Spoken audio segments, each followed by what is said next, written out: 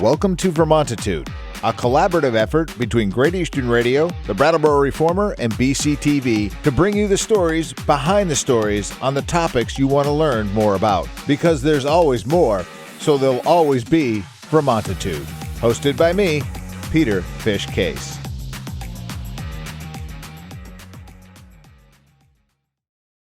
Welcome to Vermontitude. New episodes drop every Tuesday and can be found by going to Vermontitude.com, Reformer.com, or BCTV.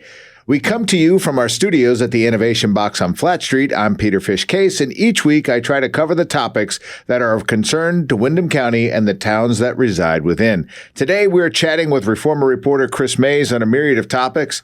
Hey man, welcome to the program. Thanks for having me. All right, here we go. We got quite a bit to cover today, so let's get into it. First of all, both you and I had the opportunity to attend Leah Rosen Pritchard's vigil yesterday. What are your takeaways on that? Well, the speeches, I don't know about you, but I found them really moving. You know, we had Representative Ballant there. She's in her hometown talking about the tragic death of this woman. And before they even started speaking, I was kind of moved by the large turnout. I mean, that the whole common was filled with people. Yeah. And, there were people there from human service organizations locally, and there were people from the state. It was really moving to see this outpouring of support for Groundworks. Yeah.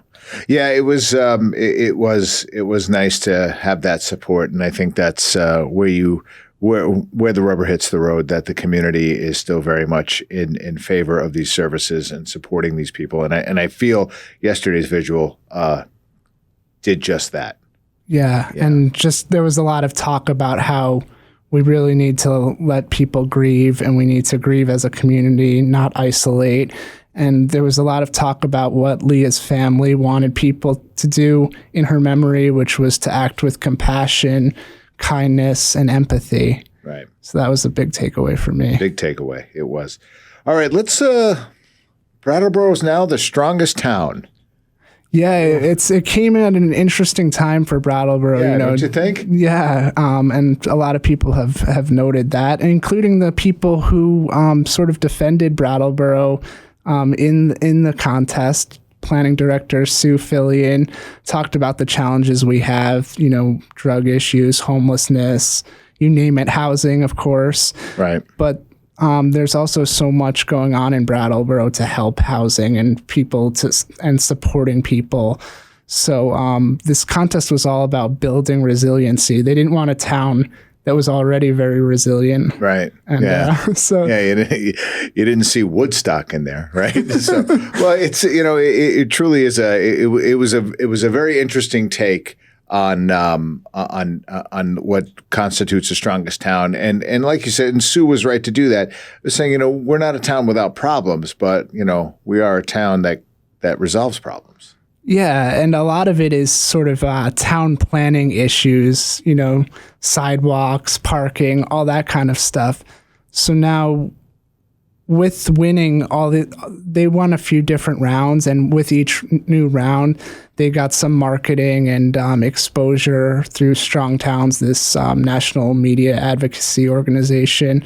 And now I imagine Sue and maybe a few other people from the planning department and planning commission are going to be going to this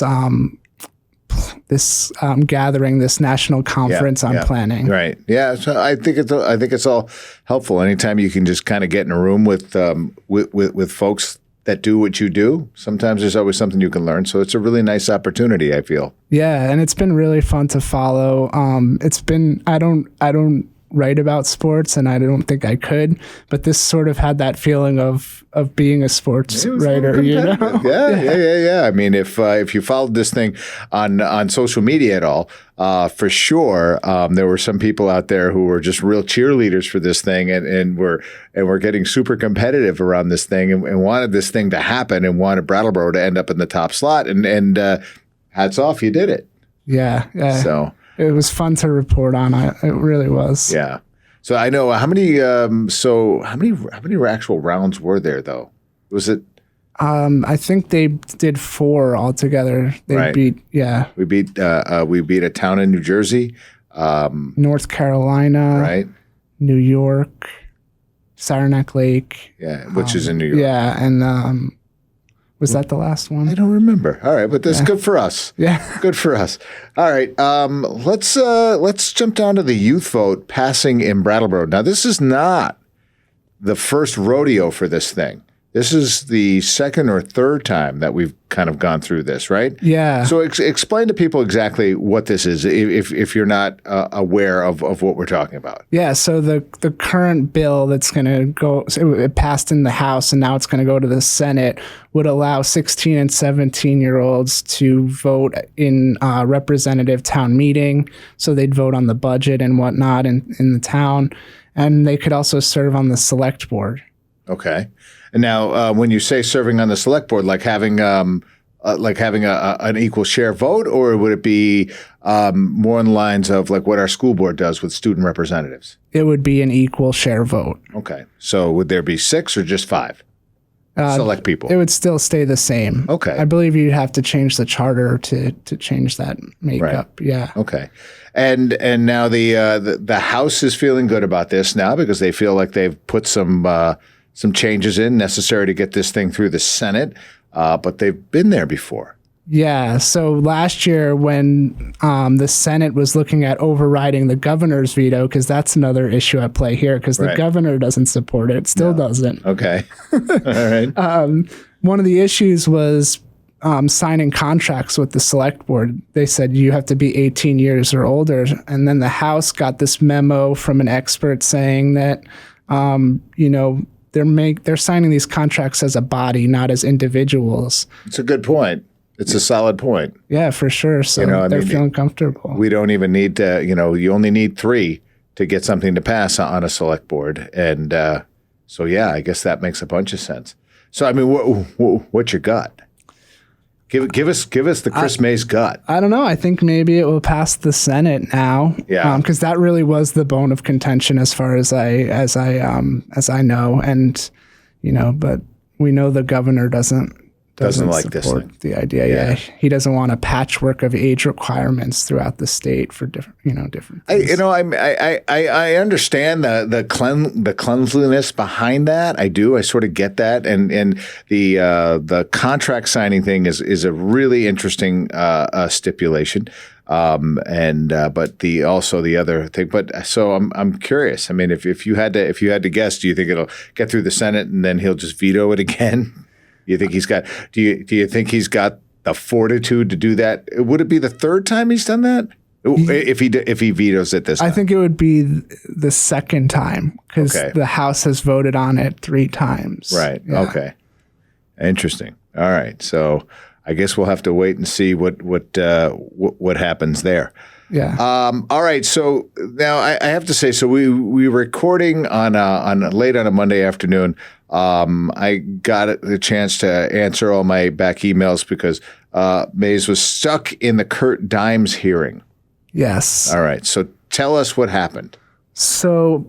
I'm sorry. I didn't mean to interrupt, but let's frame this like so. What was Kurt Dimes? This has to do with the RV mobile housing. homes, right? Yeah. Yeah, he has 3 RVs on his property.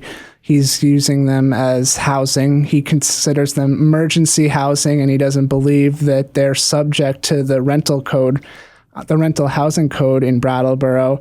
And the town has issued an emergency health order, and they went to court over it today. And the judge isn't ready to say exactly whether it needs to be immediately shut down, but he did order some immediate remedies for the property. He needs to have a licensed electrician and a fire safety expert come and just make sure everything is up to snuff. And he needs to keep a porta potty on site. He brought the porta potty to the site after inspection.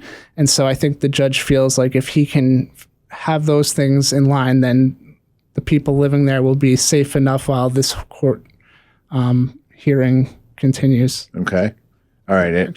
Anything else? And I know that this has been an ongoing issue, but and I know you're just now coming from the court. You haven't even finished your story that will probably appear before this appears. But yeah, so it was an interesting hearing. At the end of it, the judge said, thanked Kurt for his civility, and Kurt was representing himself, and the judge told him he did a good job for doing it for the first time. I assume it's his first time.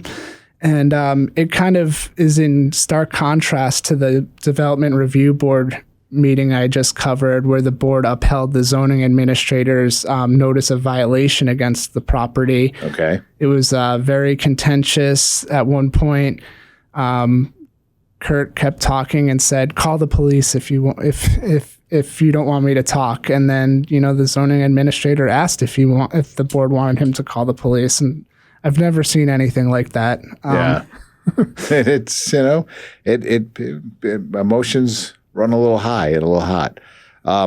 Let's jump to this thing now. Landmark College in Putney, Vermont, was just featured in. Is it called College Tour? The College Tour, yeah. The College Tour. So tell us a little bit, because you covered that story as well. So tell us a little bit about that. Yeah, so it's this show, and it's on Amazon Prime and a bunch of other streaming platforms. And it's basically designed to give prospective college students a look at different campuses and colleges throughout the country. They're half-hour episodes, and they interview a bunch of students. At Landmark, there were 10 students who were interviewed, and they really try to give you a flavor for the college without having to actually visit it. It's sort of an idea so someone doesn't have to go visit 10 colleges. If they see a college that looks good on the show, they might just say, "Oh, I'll go visit that one," instead of a bunch of them. It probably saves parents a bunch of road warrior time for sure, and some flights. So there's a benefit there. Yeah, and from what I understand, it also creates that bonding opportunity with the parents and the student, because they watch the show together and then discuss it and say, "Hey, should this stay on the list or what?" Okay. All right. And that was last week? When did that happen? Yeah, that was last week. They spent a week filming there, and it should be out in the next 2 months or so. All right. What else? Are we working on anything else that you're gathering information on? I guess there's a select board meeting tomorrow night or tonight, however this. I've heard that tonight. So as you're watching this, as we're recording it, it's tomorrow. As people at home are watching it, it's tonight. Yeah, the EMS contract is coming up for review, so that should be pretty interesting. That's one thing I'm focused on this week. Yeah, I'm focused on a bunch of stuff. But all right, Chris Mace, thanks for jumping on Vermontitude once again, man. Always a pleasure to have you. Yeah, thanks for having me again.